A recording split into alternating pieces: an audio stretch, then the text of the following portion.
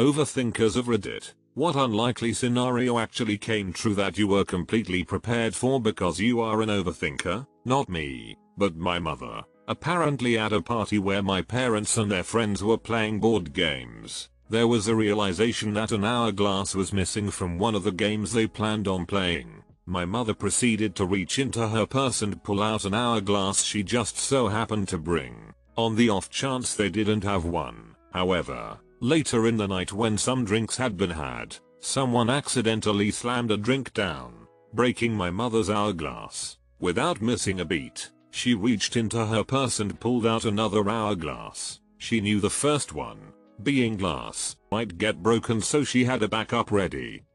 One time, I overthought a concern I had around drive-end fire. When the time came that we had a clog, didn't know, and there was a wee burst of flames, I was fine ready. I carry scissors in my glove compartment. They came in handy when a kid tightened a skinny zip tie around my 9-year-old's finger at a park. Completely cut off the circulation. Also the other kid's mom was a nurse, so that was helpful too. Carry scissors and a nurse at all times. Ah crap, I forgot to pack my nurse. They fit better in the trunk than they do the dash. This was at 9 years old. We had driven home and seen the beginning wisps of smoke for the California Cedar fire in 2003. Naturally, I assumed the worst, and packed up all my clothes and spent about an hour making a travel cage for my guinea pigs. I tied their water bottle to the side so they could drink, packed up their food and their favorite furniture just in case. I then spent the next few hours monitoring the fire on the news and out in the distance from our window, periodically asking my parents if we needed to evacuate. At some point in the night the fire sped up like crazy and was literally on the hillside across the street. I went into my parents' room and said, the fire is across the street, are you sure we shouldn't evacuate? At this point we all went crazy grabbing important documents and supplies, and as we were about to lock the doors and drive I realized I forgot my guinea pigs. My parents told me it was too late and I didn't have time to grab them, but when I cried and explained I had them packed up, I was able to grab them and go. The house ended up okay thanks to a neighbor putting out embers before they took, but we were gone long enough my pigs wouldn't have made it. TLDR, helped save my family and pets from a fire because I was an anxious child. Geez, you were a smart 9-year-old. When 9/11 happened, my brother, who was 5 at the time, began packing a bag in case we had to escape a terrorist attack. He packed the essentials like his teddy bears, a VHS copy of Phantom Menace, his favorite toy cars and a random book my dad was reading. He would have single-handedly saved Western civilization. Your piggies were lucky to have you as their human. I bought and learned to use a Slim Jim open lock cars. I carry one in my car and have been able to help no less than 10 people who have locked their keys in their car. My brother was visiting me from out of town and he needs something from Target. He called me and said an elderly man had locked his keys in his car and I was able to drive over and help. Also have jumper cables that have helped start a few stranded drivers. I've never told anyone this, but when I was in middle school and going through puberty, I used to be terrified of getting a random boner and my fly being down accidentally. Like, I would be up in front of class and then randomly get an erection and it would just pop out of my fly, in front of the whole class lol. It's making me laugh just typing this out. You know that episode of South Park where Jimmy keeps getting random stiffies? That was basically my life. Usually I would just tuck it in my waistband and wait for the storm to settle, but I still had the huge fear of it popping out of my fly because I forgot to zip it up. So what did I do? I started wearing my boxers backwards so that even if I forgot to zip up my fly, my schlong wouldn't be exposed. It was a pain to use the urinals, but honestly I got used to it pretty quickly. Flash forward a couple months and I was at the movies with a big gathering of people. It was basically a big group of girls and my group of guy friends. Each guy and girl paired up and made sure to sit next to each other. I was paired with the girl I had a huge crush on. We shared a popcorn and soda and it was a huge moment for me. Briefly into the movie, I got one of those damn random boners and I quickly but discreetly stood up and did the all waistband tuck. When I sat back down, I could feel it pop out through my zipper. Thankfully, My backwards boxers kept it from saying hello to my date, but I still panicked and had to cover up in hurry. She noticed, but I think we can all agree that a 6th grade boy's erect penis hiding under a layer of underwear is better than just sprouting out bare in the middle of a crowded movie theater. Also, she never said anything to her friends about it. Shout out Stephanie for not mocking me with her friends. Went through a stage as a teenager where I thought I was psychic. I know. Stupid. A friend asked me jokingly to make a prediction. I told him to get a flashlight, because tomorrow would be dark. I grabbed one myself when I got home and put it in my purse. No idea why, just did it. The next day the Eastern Seaboard blackouts happened. He still asks for predictions to this day. Well, what's gonna happen tomorrow? Wear your seatbelt.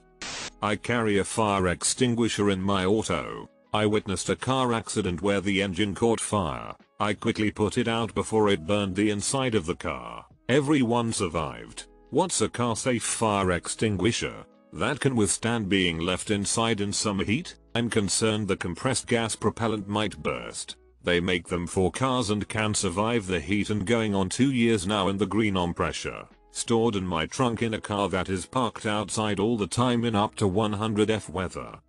In college, on occasion, upperclassmen would randomly steal the underclassmen towels from the shower stalls and then lock their room doors, so they had to go to the bar.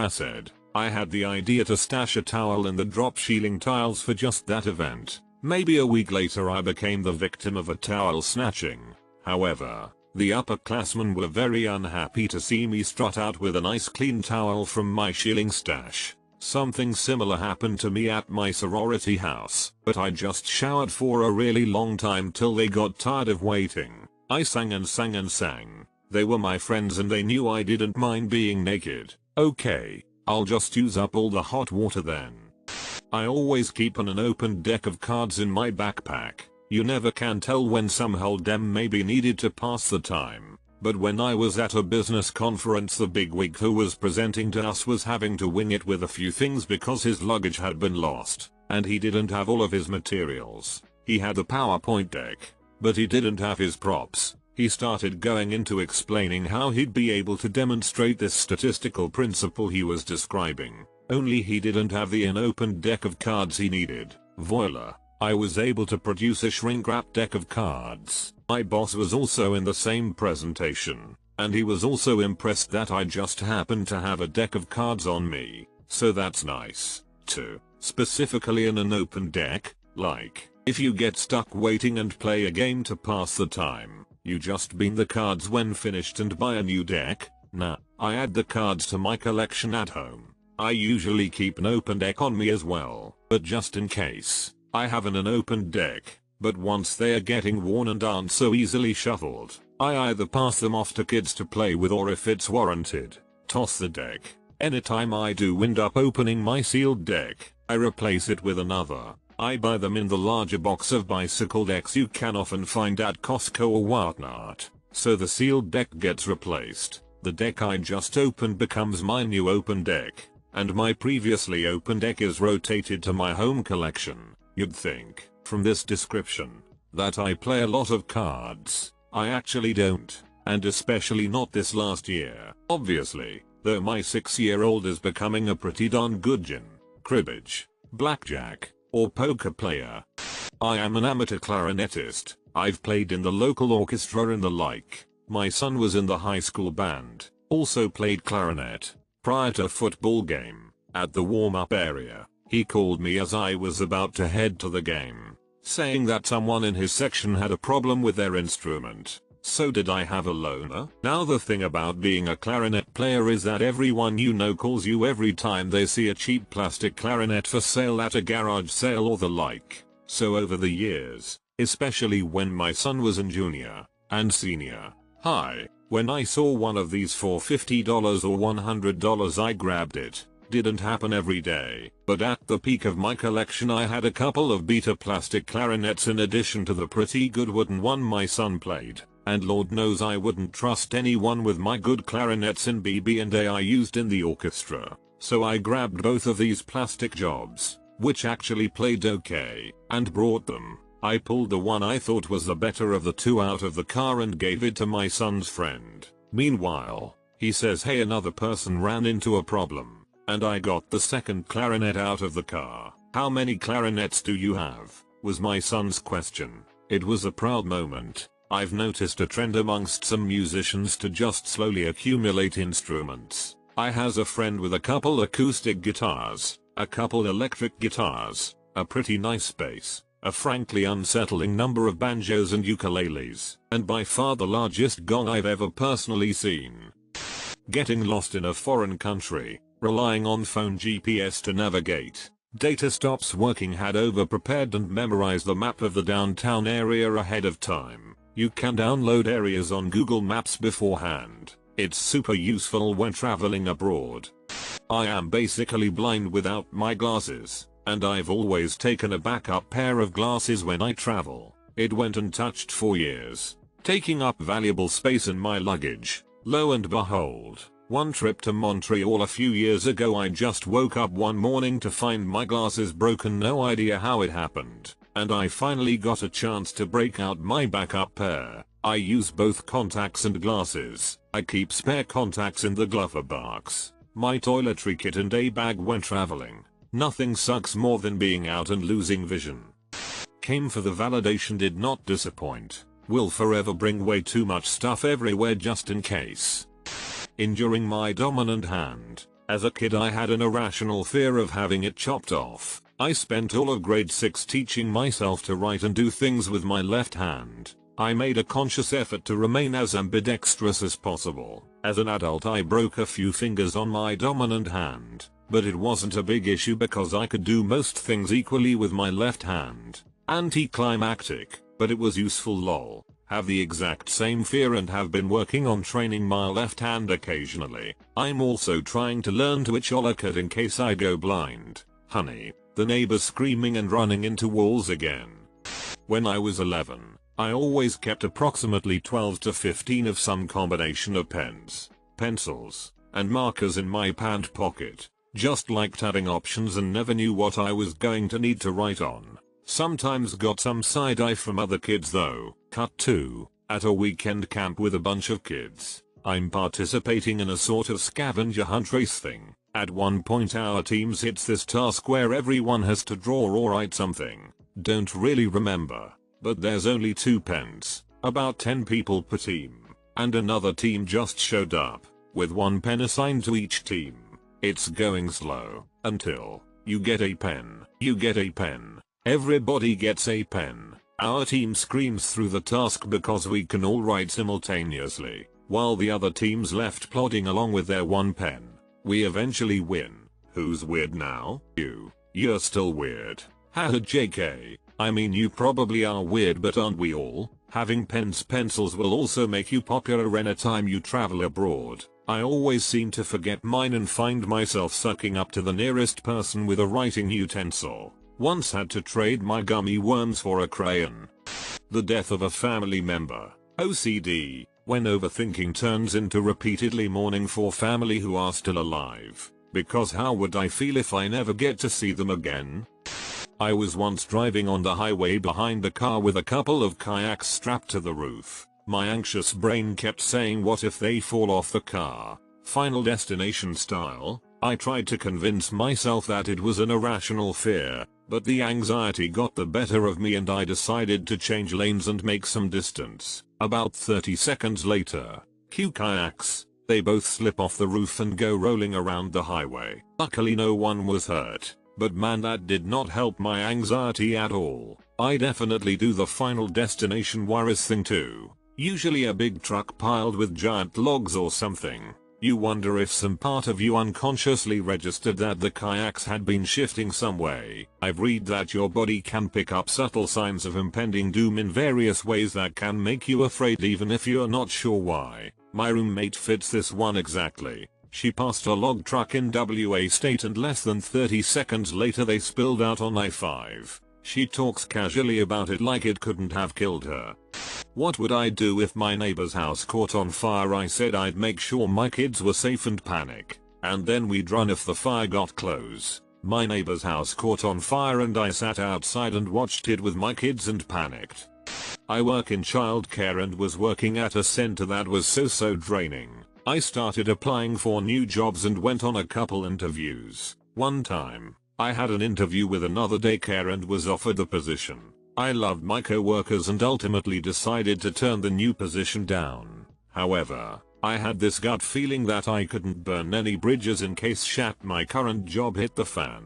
So when I turned down the new job, I made up an excuse saying I'd love to take the offer but couldn't because of this reason but would be in the touch sometime in the future. Lo and behold, a couple of weeks later, hit the fan at my work. I took a month off and then emailed the job that offered me a position and started 2 weeks later. I missed an interview when I had COVID. Now the company won't even look at my applications. Even after I explained the situation, they won't consider me. Which I guess is fair since it is their choice. That's called dodging a bullet, friend. Most people don't find out their potential employer totally sucks until after they get hired. Mace. A person I worked with was a registered sex offender and he had a thing for me. I told him multiple times that he made me feel uncomfortable and to stay away from me. For some reason I had nightmares about this dude. He was 6.5 feet tall and effing hideous. Anyways, he said he was going to stop at a store that I stopped at all the time after work, and it was obvious he knew my direction when I left. I pull up to this store and he's already there. Walks up to my car and I just roll down my window and spray this dude. And he dropped a billy club out of his sleeve. Everyone always told me to stop being paranoid and stop thinking he's going to attack me or RE me. That he's been to jail and learned his lesson. F that dude. He should have never been let out of prison. For reference, I'm also a 6 foot tall dude who is always prepared for the worst. I did not expect that last line.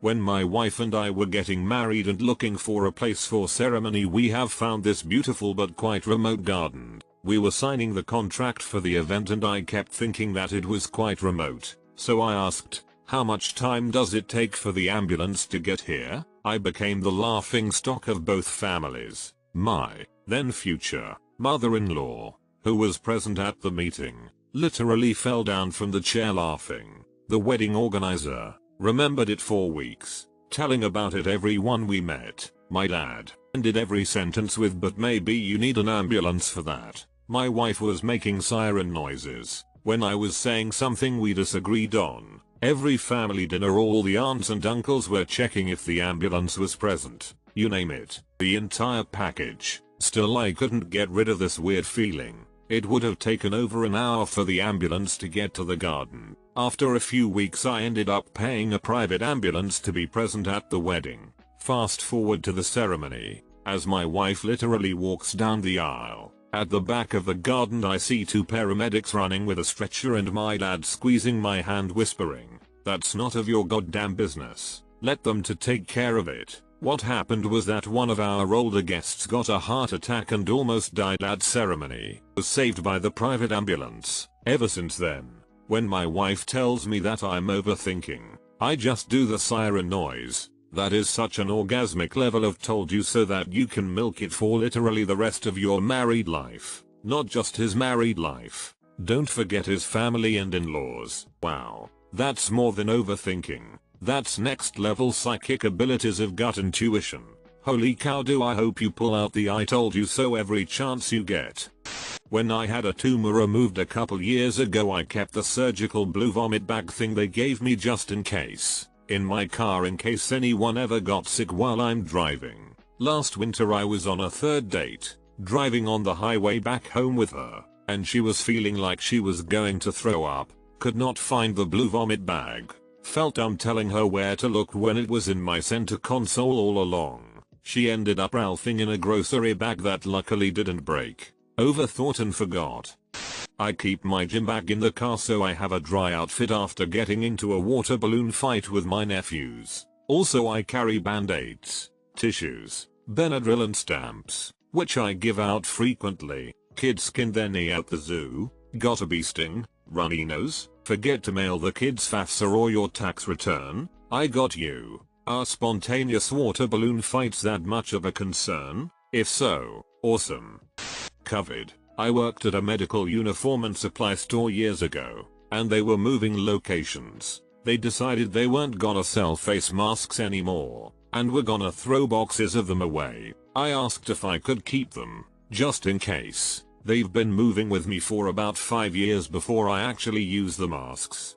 Made my kids rehearse for a fire. We had rope ladders, escape routes and a meeting spot everyone should. The 17th of January 18 we put it all to the test. I thank God every day that we all made it out because we were prepared. Overthinking and anxiety for the win. I keep a fire extinguisher in every room of my house after being underprepared for a grease fire. Thankfully it didn't get out of control. Someone broke into my house while I was in the shower finally, so I screamed F yeah, I get to use my shower gun. All I did really was charge the dude naked while holding a Glock, but the sheer look of terror on his face was priceless. So maybe not quite this, but my little sister, through a long series of events, my parents, who were not foster parents and not looking to adopt, ended up taking care of an infant, who was not at all related to us, whose mother had just died. It was only supposed to be for a few weeks until she could be moved to a more permanent placement. As soon as I found out that my parents had agreed to help watch her temporarily, I knew where this was going, and I had all the initial adoption application paperwork printed out before she ever got to our house. Needless to say, my parents were pretty surprised the day they said they were thinking of adopting her, and I handed them a folder of forms and my handwritten notes on how the process worked. For the record, she has legally been my little sister for 7 years now. As a parent, I am sure your parents were touched not only by your preparation but by the way the gesture indicated total acceptance and support for your sister becoming your sister. I think they were a bit surprised that we all accepted her so quickly. I am one of them 4, now 5 sibling, but we all love her, and honestly can't imagine how we could have ever let her go.